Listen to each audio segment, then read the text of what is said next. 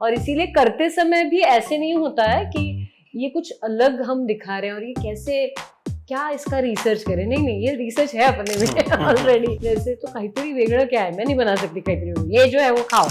तो ये सब चीजें हमने भी की हुई हैं और हम भी यही बताते हैं घर पे, अभी कुछ नया नहीं बना, यही बना है, खा लो।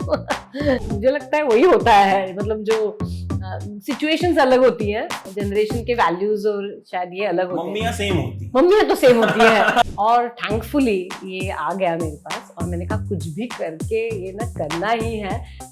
10 days आई रिहर्स्ड। मैंने कहा जो आप बोलोगे वही मैं सुनूंगी और वही मैं बोलूंगी। शूटिंग के दौरान मैं किसी भी घर के व्यक्ति से बात नहीं कर रही थी। ऐसे क्यों? क्योंकि वो सुनूंगी मराठी, फिर वो इन्फ्लुएंस हो जाएगा। कितना टाइम आपने बात नहीं की? Almost a month. मुझे तो मजा आता है गुल्लक करने में। और जब नरेशन हुआ 4th सीजन का, श्रेयांश और विदित ने हमको बुलाया, आई वॉज इन टीयर्स, क्योंकि मुझे लगा कि कितना सुंदर लिखा है ये। आई फेल्ट सो फॉर्चुनेट कि हमको ये करने को मिल रहा है। वो पहला डायलॉग जो पहले सीजन का है, इतने बड़े हो गए हैं अभी भी इन्होंने अपनी चड्डियां धोना नहीं सीखा।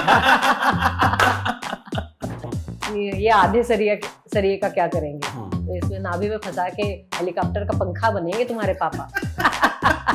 मैं वही कह रहा हूँ, वो हर चीज जो है ना उसमें, वो मोटर खराब हो गई। फिर 21 नाम का मैगजीन आता था हमारे, उसमें ना फोटोज होते थे जिसमें वो लड़की किस कर रही है अपने बॉयफ्रेंड को, और मैं किताबों के अंदर रख के वो पढ़ती थी। मैं मोस्टली जब मैं किसी सेलिब्रिटी का, किसी एक्टर का इंटरव्यू करता हूँ ना, तो एक दिमाग में एक छवि रहती है कि वो सामने वाला एक्टर है।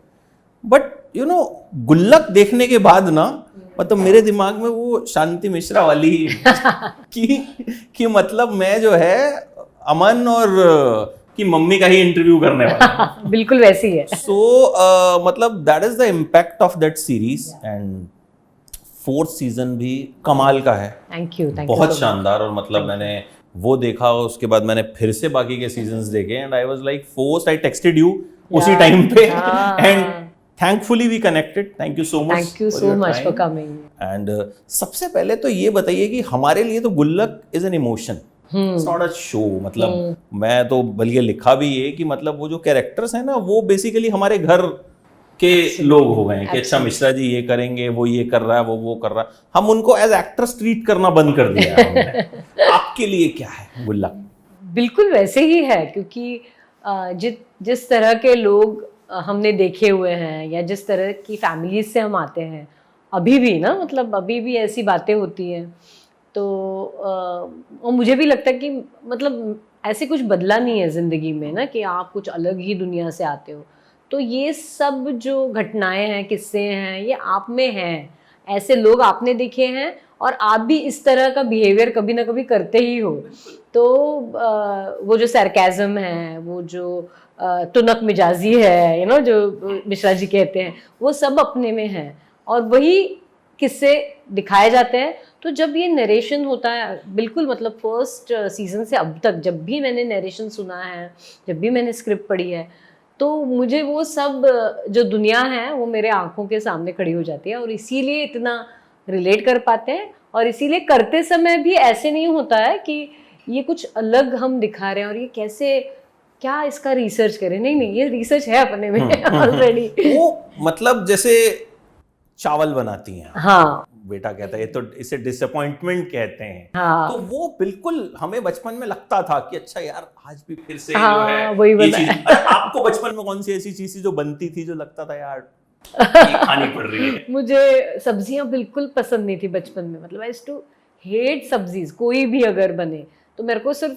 मैं एक्चुअली दाल चावल वाली हूँ, तो मुझे चावल बहुत अच्छे लगते हैं और दाल अच्छी लगती है। लेकिन अगर कोई भी सब्जी खाने को बोले तो, और मेरा ये था कि मुझे हमेशा कुछ नया चाहिए होता था खाने के लिए। तो मराठी में कहते काहीतरी वेगळं, यानी कुछ अलग। तो माँ कहती क्या है डिश, ये मुझे मालूम नहीं है, काहीतरी वेगळं। तो इट्स लाइक दैट डिसअपॉइंटमेंट ना, जैसे तो काहीतरी वेगळं क्या है, मैं नहीं बना सकती काहीतरी वेगळं, ये जो है वो खाओ। तो ये सब चीजें हमने भी की हुई हैं और हम भी यही बताते हैं घर पे, अभी कुछ नया नहीं बना, यही बना है, खा लो। अच्छा, you are from Marathi family या एंड ये यूपी की कहानी जी। तो क्या मराठी फैमिलीज में भी इसी तरह से चीजें होती हैं? हाँ, मुझे लगता It's है all the same? मुझे लगता है अक्रॉस द वर्ल्ड यही होता है। होता है। आई एम श्योर कि बहुत अमीर घर में भी यही होता है, शायद वो मानते नहीं है। मे बी हो सकता है कि मतलब ऐसा ही, मतलब कल ही मुझे कोई बता रहा था कि went to Salman Khan house, तो वो कहते यार बिल्कुल मतलब वहां पे वही था, वो खड़े होके चावल खा रहा था खड़े होके, और वो पूछे खाओगे ये वो, मतलब it was a very normal setup. बोले कुछ था ही नहीं, ऐसा लगा नहीं कि कोई कुछ ऐसा है, वो घर पे आदमी जो है बिल्कुल नॉर्मल था। मतलब अल्टीमेटली हम लोग ह्यूमन बींग्स हैं ना, तो ये तो रिश्ते नाते तो वैसे ही होंगे, मतलब आप महाराष्ट्र में रहो या न्यूयॉर्क में रहो, तो मुझे लगता है वही होता है। मतलब जो सिचुएशंस अलग होती हैं, जनरेशन के वैल्यूज और शायद ये अलग होते हैं। मम्मियाँ सेम होती हैं। मम्मियाँ तो सेम होती है। वो है ना एक famous, I think American Indian mom है जो अभी काफी फेमस हो रही है, मैं उनका नाम भूल गई, बहुत अच्छा स्टैंड अप करती है वो, तो वो भी जो बताती है तो मुझे वही लगता है कि हाँ वो वहाँ की प्रॉब्लम्स बता रही है। जनरेशन में तो गैप होगा ही, और वो जो प्रॉब्लम्स हैं वो तो रहेंगी, कॉन्फ्लिक्ट्स। मुझे लगता है जितने आजकल स्टैंड अप कॉमेडियंस हैं, जो मोस्टली मुझे लगता है ज़्यादातर शायद 25 to 30 की एज के हैं, इंस्टाग्राम पे इन दिनों खूब हमें रील्स दिख जाती हैं, उनकी स्क्रिप्ट में भी आपको मिडिल क्लास फैमिलीज का ही बखान मिलेगा कि वो बिल्कुल वही चीज़ बोलते हैं जो सुन के हमें लगता है कि भाई ये तो अपनी मम्मी ऐसी हैं, अपने पापा ऐसे। So how you associated with गुल्लक, बिकॉज आप मराठी सिनेमा, मराठी थिएटर में मोस्टली आप ज़्यादा एक्टिव हो, तो व्हेन दिस वाज ऑफर्ड कि एक यूपी की कहानी है शांति में, तो क्या आपको मतलब क्या थॉट क्या था कि करूं नहीं करूं, क्या है? अरे ये क्या हो गया, मैंने कोर्ट नाम की एक फिल्म की थी 2014 में, तो सब लोग बहुत बड़े फैन थे कोर्ट के, सब लोग ना टीवीएफ वाले, और बहुत, और पिया बेरुपिया नाम का एक नाटक करती थी जो हिंदी में था, और जो शेक्सपियर के 12th नाइट का अडेप्टेशन था, तो वो भी काफ़ी चर्चा में था। तो इस वजह से पहले सीजन में मुझे अप्रोच किया गया, और मैं वहीं ढूंढ रही थी, क्योंकि क्या हो गया था, चूंकि अब आजकल ना वो कास्टिंग भी कास्टिस्ट हो गई है। आप जिस तबके के हो उसी तबके के रोल्स आपको एग्जैक्टली। अब मैं जैसे पली बड़ी हूँ, जब मैं तो I was a TV kid, Doordarshan में देखती रहती थी, तो मैंने सब सत्यजीत राय की फिल्म्स, जो पैरेलल सिनेमा अपना था, श्याम बेनेगल और गोविंद निहलानी, वो सब फिल्में देखी थी, जिसमें अर्ध सत्य में ओम पुरी जी मराठी कैरेक्टर कर रहे हैं, मराठी इंस्पेक्टर बने हुए हैं। स्मिता पाटिल मंथन में गुजराती लेडी का काम करती हैं। नसीर जी अगर आप देखें सही परांज पे की फिल्म में मराठी यंग मैन का काम करते हैं। तो मेरे दिमाग में कभी कास्टिंग ऐसी होती है नहीं कि अच्छा काम करना है, आप एक्टर हो, अगर कहीं एक्सेंट का या इसका प्रॉब्लम, तो आप सीखते हो, आप ट्रेन करते हो और करते हो काम। तो ये अचानक से अलग ये ट्रेंड शुरू हो गया, तो फिर मैंने कहा नहीं, मैं मराठी अभी रोल नहीं करूँगी, मतलब मराठी बैकग्राउंड के रोल्स नहीं करूँगी। और थैंकफुली ये आ गया मेरे पास, और मैंने कहा कुछ भी करके ये ना करना ही है। 10 days आई रिहर्स्ड, मैंने कहा जो आप बोलोगे वही मैं सुनूंगी और वही मैं बोलूँगी। तो I recorded all the dialogues, Nikhil Vijay जो राइटर थे वो मुझे रिकॉर्ड करके भेजते थे, मैं याद करती थी और उसी एक्सेंट में ना वही सुर पकड़ के करती थी। और शूटिंग के दौरान मैं किसी भी घर के व्यक्ति से बात नहीं कर रही थी। ऐसा क्यों? क्योंकि वो सुनूंगी मराठी, ओह, फिर वो इन्फ्लुएंस हो जाएगा। कितना टाइम आपने बात नहीं की? Almost a month. Almost a month आपने बात ही नहीं की? 15 days, 15 हाँ, to 18 days एंड 20 भी बहुत होते हैं। काम की बात। अच्छा ओके, हाँ ठीक है, ओके। तो फर्स्ट सीजन में इतनी मैंने मेहनत ली कि वो सुर मेरे दिमाग में था। तो second season, third season, fourth season में आते हुए I became very comfortable. I knew what are the tones and you know where I have to stress and what I have to. And of course कभी कभी जब गलतियां होती हैं तो हमारे डायरेक्टर, राइटर्स और ये सब मेरे जो को एक्टर्स हैं फ्रॉम हार्टलैंड, तो वो तो है ही, मदद करते हैं। अच्छा मम्मी अब ऐसे बोलेंगे, मन तो मतलब कि अभी मराठी में मेरा स्टाफ मराठी, मतलब राम है नेपाली अभी जिन्होंने अपने को चाह ली, लेकिन वो मराठी बहुत अच्छी बोलता है, तो मैं मराठी में बात करती हूँ हमारे साथ 25 साल से। तो फिर मैम आपके स्टाफ से आप मराठी में बात नहीं करेंगी। मैंने कहा अच्छा, तो मतलब मेरे सब पीछे पड़ जाते हैं, which is so correct, I completely agree with that, क्योंकि वो साउंड आ ही जाता है। अगर आपका माहौल जैसे बदलता है तब मतलब आप हिंदी में बात करने लगोगे तो मेरे दिमाग में वही भाषा आ जाती है, वही माहौल आ जाता है। यही अगर कोई मराठी इंटरव्यू करो तो फट से मेरी भाषा बदल जाती है। तो you have to you know orientation वही होना चाहिए। इस बार राइटर भी नए, डायरेक्टर भी नए, बट फील वही रहा। राइट, मतलब वो एक था, मैंने सुनीता जी का भी इंटरव्यू हाँ, किया हाँ। तो सेट की थोड़ा डर लग रहा है क्योंकि राइटर डायरेक्टर दोनों नए हैं, तो पता नहीं मतलब लोग कैसा रिस्पॉन्स देते हैं। तो आई सेट कि नहीं, आई वॉच्ड एंड तो वो फील कायम रहा उसका। एब्सोल्युटली नहीं, द रीजन बीइंग, एक तो श्रेयांश जो है ना वो पहले से एसोसिएटेड है, मतलब वो he was the creative producer, he was the overall, वो देख रहे थे क्या हो रहा है कैसे हो रहा है, तो उनको तो पता ही था कि where we are and how we do. और विदित भी सेकेंड सीजन में आ गए थे, इन हो गए थे वो, तो सेकेंड सीजन के शूटिंग के दौरान वो ऑब्जर्व कर रहे थे कि क्या हो रहा है क्या नहीं हो रहा है। तो ये बहुत टीवीएफ की अच्छी बात है कि वो सडनली किसी को इंट्रोड्यूस नहीं कर रहे हैं, सबको धीरे धीरे धीरे ओरिएंट कर रहे हैं कि क्या हो रहा है, कि ये दुनिया है इनकी, इनको समझिए लोगों को, क्योंकि एक्टर्स को भी समझना ज़रूरी है राइटर्स के लिए, आई थिंक, कि ये क्या कर पाती हैं, ये क्या कर सकेंगी। तो अगर ये विदित ने देखा होगा कि अच्छा ये गीतांजलि ये सब कर पाएंगी, और शायद वो देख के भी आपको कुछ मिलता है ना, जो give and take. I think Vidit ने बहुत अच्छा लिखा है मेरे ख्याल से, क्योंकि उसको वो फाउंडेशन भी मिला ना फर्स्ट सेकंड थर्ड सीजन का, तो उन्होंने बहुत अच्छा लिखा है। और मुझे तो मज़ा आता है गुल्लक करने में। और जब नरेशन हुआ फोर्थ सीजन का, श्रेयांश और विदित ने हमको बुलाया, आई वॉज इन टीयर्स, क्योंकि मुझे लगा कि कितना सुंदर लिखा है ये। आई फेल्ट सो फॉर्चुनेट कि हमको ये करने को मिल रहा है। आपका फेवरेट डायलॉग कौन सा है? हालांकि it's very difficult to choose, but favourite line, मैं कहूंगा कि इसमें डायलॉग्स नहीं है, मतलब मेरे हिसाब से वो सिर्फ एक लाइंस हैं जो आप सुनते हो तो मतलब वो आपको हिट करती हैं, या यहाँ पे हिट करती हैं। द रीजन आई सेड, मतलब कि मुझे ये करना ही है गुल्लक, वो पहला डायलॉग जो पहले सीजन का है, इतने बड़े हो गए हैं अभी भी इन्होंने अपनी चड्डियां धोना नहीं सीखा। I just love that dialogue, क्योंकि ये बहुत हर घर में होता है, स्पेशली विथ मेन, और ये बहुत ज़रूरी है बोलना। और मुझे गुल्लक की यही बात अच्छी लगती है, शांति मिश्रा ये होम मेकर है लेकिन उसकी आवाज़ है।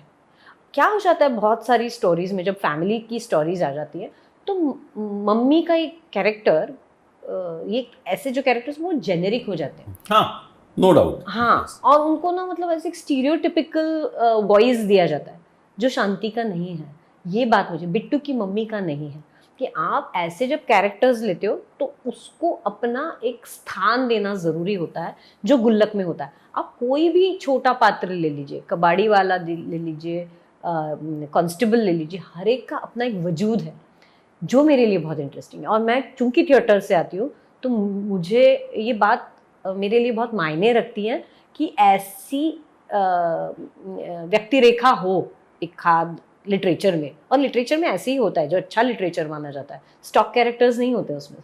तो ये बात मुझे बहुत अच्छी लगती है, और ये इसीलिए मुझे ये डायलॉग बहुत अच्छा लगता है। और ऑफकोर्स तहरी तो हमारा फेमस डायलॉग है, लेकिन इसमें एक बहुत अच्छी लाइन है, ये आधे सरिये का क्या करेंगे, तो इसमें नाभि में फंसा के हेलीकॉप्टर का पंखा बनेंगे तुम्हारे पापा।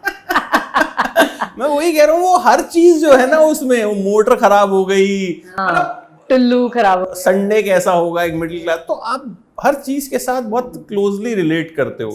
अच्छा, जो फोर्थ सीजन में रहा कि बच्चे बड़े हो रहे हैं, मतलब छोटा बेटा जो है वो अब मतलब उसकी दाढ़ी आ रही है, और वो जो है वो लड़कियां उसे मिल रही हैं, तो कहीं ना कहीं एक अट्रैक्शन जो हर एक के साथ होता है, तो वो करते हुए दिमाग में अपना समय याद आया बहुत कि हम क्या करते थे।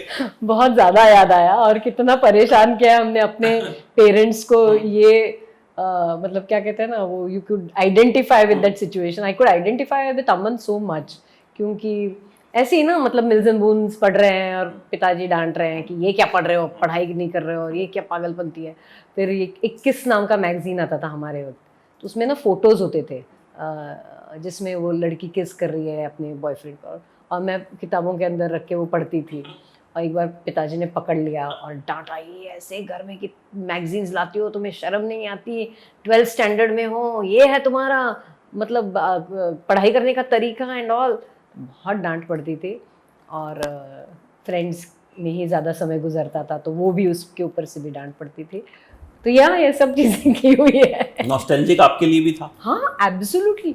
रादर मैंने जब गुल्लक पहले सीजन में जब आया था ना, उसके बाद के सीजन में भी, एज ए टोल्ड यू कि मैं डीडी देखते हुए बड़ी हुई हूँ। तो मेरा जो सब कल्चरल ये है वो बहुत सारा उसमें कंट्रीब्यूशन डीडी का, जिसमें बहुत अच्छे क्यूरेटेड शोज होते थे। तो उसकी वजह से ये नुक्कड़ हो गया, ये जो जिंदगी, बुनियाद, तो ये सब बहुत अच्छी जो सीरियल्स होती थी उनकी याद दिलाता था। और ह्यूमर, और but it's not just nostalgic, it is very connected to today's youth. तो ये जो अच्छा कॉम्बिनेशन है ना नॉस्टैल्जिया का और आज, तो वो मुझे बहुत मुझे लगता है बहुत वैल्यूएबल है, प्रेशियस है गुल्लक के लिए और हमारे लिए as actors and for viewers also, क्योंकि सब कनेक्ट हो जाता है उसमें। अच्छा, एक जो आज एक फेज चल रहा है, मतलब कंटेंट ड्रिवन सिनेमा कह लीजिए, ओटीटी कह लीजिए, कि जहाँ कंटेंट है वही चल पा रहा है। ये होता था कि स्टार, अगर कोई बड़ा स्टार आ जाएगा तो मतलब आज की डेट में कोई गारंटी नहीं है किसी की कि भाई ये आएगा तो मतलब चल ही जाएगी कोई चीज़।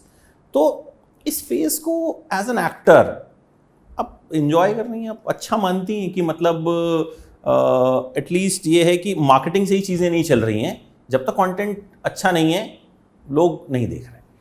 नहीं, मुझे नहीं लगता पूरी तरह से ये हो रहा है, और ये होना मुश्किल भी है आज की तारीख में।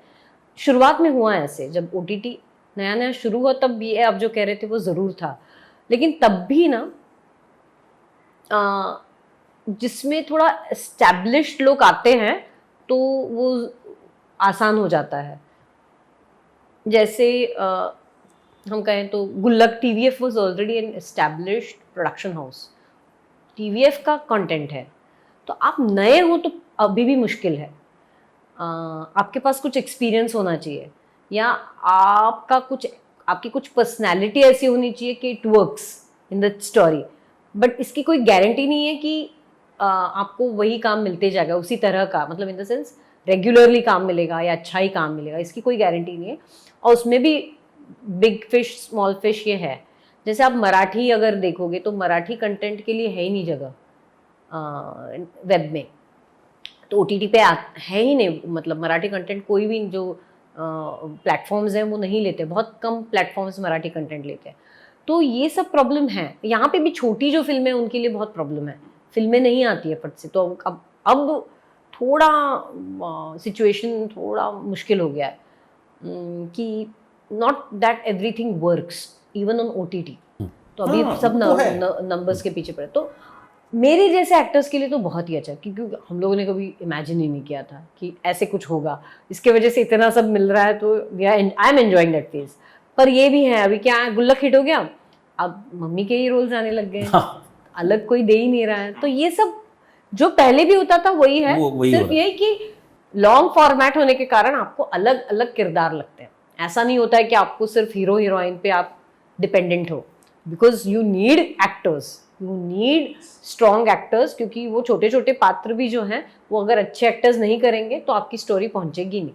तो ये है, पर अभी ये ओटीटी का भी एक स्टैग्नेशन आ गया है। ओके, यू फील कि आ गया है? या absolutely, everybody is saying that कि क्या है ये, अभी आगे सब्सक्रिप्शंस नहीं बढ़ रहे हैं, लोग रील्स देख रहे हैं, तो लोगों को लगता है कि क्यों इतना बड़ा बड़ा फॉर्मेट देखें ना, क्यों थिएटर में जाएं, क्यों फिल्म देखें, क्यों इतने अलग अलग सब्सक्रिप्शंस लें और कंटेंट देखें, इतना 8-8 घंटे 9-9 घंटे क्यों वेस्ट करें। 3 मिनट का रील है, देख लो, ख़त्म कर लो। अलग अलग टाइप के रील्स हैं, खाना बनाना देख लो, न्यूज़ देख लो, कुछ भी, तो नहीं देख रहे हैं लोग। तो अभी थोड़ा सा माहौल मुझे लगता है बहुत थोड़ा डिफ़िकल्ट है। Will have to see, I think 1 साल में पता चल जाएगा कि क्या ट्रेंड मतलब स्टेबल हो सकता है। बट लेकिन ट्रेंड्स तो चेंज होते रहते हैं, मतलब ओटीटी भी जब आया था, नेवर थॉट कि ऐसा कुछ होगा। हमने कभी नहीं सोचा था कि यार रील्स अब आई, वी नेवर थॉट कि मतलब रील्स जैसी कोई चीज़ आएगी। जब टिकटॉक था तो वो लगता था कि भाई पता नहीं, मतलब वो एक रात में बैन हुआ और आज इंस्टाग्राम हैज टेकन ओवर। तो मतलब मुझे लगता है कि ट्रेंड्स तो कीप ऑन चेंजिंग। हाँ, लेकिन क्या है, ये रिसेशन जो है, वर्ल्ड रिसेशन जो है, उसका भी असर होगा अपने पे, और सबसे पहला असर अपने इंडस्ट्री पे हो जाता है, क्योंकि वो सबसे कम ज़रूरी है। तो हमें ध्यान रखना चाहिए मुझे लगता है, क्योंकि हमको ऐसे अपनी लाइफस्टाइल नहीं बना देनी चाहिए कि आप इसका ख्याल ही, आपको लग रहा है कि हाँ अभी हमारा हो गया है सब कुछ, अब हमको काम आता जाएगा। नहीं, we have to be very careful. Not just us as actors but हम सबको, क्योंकि it is going to be a difficult period for all of us, और हर बिजनेस में, क्योंकि सभी लोग कह रहे हैं कि ऐसा माहौल उन्होंने कभी नहीं देखा जो अभी है। तो जो अच्छा रहेगा वो रहेगा। मैं ये नहीं कह रही हूँ कि मतलब मैं बहुत ही ऐसे पेसिमिस्टिक नहीं हूँ, लेकिन will have to work on it. हमको अलर्ट रहना पड़ेगा, अपने को अच्छा काम देते रहना, क्वालिटी वर्क देना पड़ेगा। We can not take audience for granted. Yes, this is what I am saying कि ऑडियंस को ग्रांटेड, जो पहले हमने देखा था कि पहले स्टार पावर के दम पे चीजें चल जाती थी, एब्सोल्युटली, बट अब वो नहीं हो रहा है। मतलब पीपल सेइंग कि भाई अच्छा नहीं है तो नहीं है, चाहे वो कोई भी है। अच्छा, एक और जिस चीज़ पे इन दिनों बड़ी एक अच्छी डिबेट एल से शुरू हुई है कि जो कॉस्टिंग है बड़े स्टार्स की, तो एक हुआ है कि भाई दे शुड ऑल्सो कंसीडर, क्योंकि 50% 60% तो वही ले जाते हैं। और मतलब अनुराग कश्यप ने भी बोला, बड़े सारे। तो what are your thoughts on this कि मतलब ये बजटिंग जो है वो होनी चाहिए? ऑफ कोर्स होनी चाहिए। मुझे तो I fully believe in small is beautiful. लेकिन क्या है, अभी बहुत ही catch-22 सिचुएशन है, क्योंकि क्या है, आपको बड़े स्टार्स नहीं होंगे तो लोग आते नहीं हैं, और अगर कंटेंट नहीं होगा तो भी लोग नहीं आते हैं। तो ये क्या है, अभी अपने को पता ही नहीं है। मतलब कोई श्योरिटी नहीं है। ऐसा नहीं है कि आपको एक 12th फेल या लापता लेडीज, ऐसे 2 ही उदाहरण हैं जो अपने को पता है कि जिन्होंने अच्छा शायद बिजनेस किया, उसमें भी 12th फेल ने ज़्यादा अच्छा बिजनेस किया मेरे ख्याल से। तो पर पता नहीं है कि ये हर बहुत सारी छोटी फिल्में बनी हैं विदाउट स्टार्स, लेकिन सब नहीं चलती हैं। नहीं चलती। तो उसका क्या करें? अब एनिमल बहुत चली, उसमें स्टार थे, अब is a very good actor also. So ये you can not gauge what's going on. वही मैं ट्रेंड, वही this is the difficult situation कि आपको पता नहीं है ट्रेंड क्या है। बहुत अच्छी, जैसे I am not sure, jubilee, इतना अच्छा कंटेंट नहीं देखा लोगों ने। It's not a hit. Very well appreciated, very appreciated. I love jubilee, लेकिन बहुत सारे लोग हैं जिनको वो जिन तक पहुंची नहीं है वो सीरीज। यू डोंट नो, बहुत मुश्किल है कहना। पर of course everybody will have to correct their fees. Everybody, even us, will have to correct our fees. कि अभी हम जो शायद ना एक लेवल पे आ गए हैं, maybe will have to go 2 steps lower. Everybody will have to do it. And unfortunately prices सबके बढ़ गए हैं, इन द सेंस अपना ही नहीं ना, मतलब आप सब्जी खरीदने जाओ तो वो भी 120 रुपए किलो, या ना हर, हाँ, मतलब fees, transport, everything is so expensive. I don't know how we are going to match. तो इसीलिए मुझे आई बिलीव कि आपको सादगी से रहना चाहिए, और जितना हो सके, स्पेशली जिनके पास है उनको ज़्यादा सादगी से रहना चाहिए, ताकि आप वो एग्जाम्पल रखें। आप फ्लॉन्ट आपको नहीं करना चाहिए। आपके मतलब फ्लॉन्ट मतलब सिर्फ दिखाने के लिए नहीं कह रहे, आपको ज़िंदगी में ही आपका जो ये जो हम मिडिल क्लास वैल्यूज़ हैं वो रखने चाहिए। कि इलेक्ट्रिसिटी कितना स्पेंड करते हो आप बाहर के खाने पे कितना स्पेंड करते हो, आप कपड़ों पे कितना स्पेंड करते हो। ये सब चीज़ें हैं ना जो बेसिक हमारे माता पिता ने हमको सिखाई हैं, वो हमको रखनी चाहिए। यही हमको मदद करेंगी ऐसे दौर में। तो मुझे लगता है कि गुल्लक इसमें काम आता है। अच्छा, अब एक ऐसा क्वेश्चन, गुल्लक 5 कब आएगा? अरे बाप रे, ये बहुत मुश्किल सवाल है। मैं चाहती हूँ कि जल्द आए, हम सब चाहते हैं, लेकिन वो लिखने की प्रोसेस बहुत डिफिकल्ट है। नहीं, आई थिंक इसकी राइटिंग ही जो है वो सबसे बड़ा कैरेक्टर या सबसे बड़ा हीरो इसमें राइटिंग। आई थिंक उसमें जितना टाइम लगे ताकि एक अच्छी सीरीज निकल के आए। और ये आपको लगता है ये अपने जिंदगी के किस्से हैं, और ये तो रोजमर्रा की जिंदगी के किस्से हैं, लेकिन ये लिखना बहुत कठिन है। तो वो मुझे लगता है उस पर काम करना बहुत मुश्किल है, और इसीलिए उसको ज़्यादा टाइम देना पड़ता है राइटर्स को। एंड फिर वो 1-1.5 साल में कुछ पक जाता है अच्छा, और फिर हम आपके पास लेके आते हैं। तो वो मुझे लगता है स्पेस ज़रूरी होगा इनके लिए, TVF की टीम के लिए।